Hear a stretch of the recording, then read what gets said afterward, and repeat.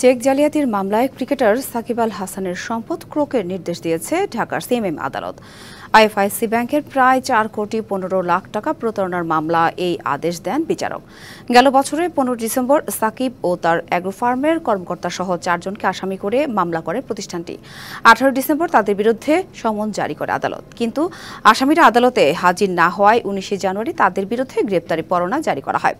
বাদীপক্ষের আইনজীবী জানান, বিচারিক ধারাবাহিকতায় সোমবার এই আদেশ দেন বিচারক।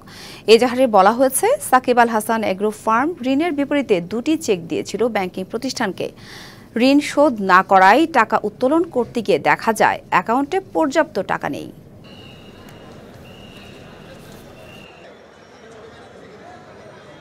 নেগোশিয়েবল ইনস্ট্রুমেন্ট একটা যে মামলা হয়েছে সেটার প্রেক্ষিতে বিভিন্ন স্টেপ ওনাকে প্রথম সমন হয়েছে। সমন হওয়ার পর উনি যখন এপিআর করেনি তার পরবর্তীতে ওয়ারেন্ট হয়েছে। এখন ওয়ারেন্টের পরবর্তীতে যার পর উনি যখন আসেননি, এখন বিচারিক কার্যক্রম যাওয়ার জন্য, মামলাটা বদলি হওয়ার জন্য এই স্টেপগুলো পার হতে হবে। ওনার প্রোক্লামেশন অ্যাটাচমেন্ট, ওনার সম্পত্তি প্রকার একটা আদেশ হয়েছে। উৎসবের খুশি হবে নগদে বেশি, কারণ ঘন্টায় ঘন্টায় আছে গিফট জেতার সুযোগ।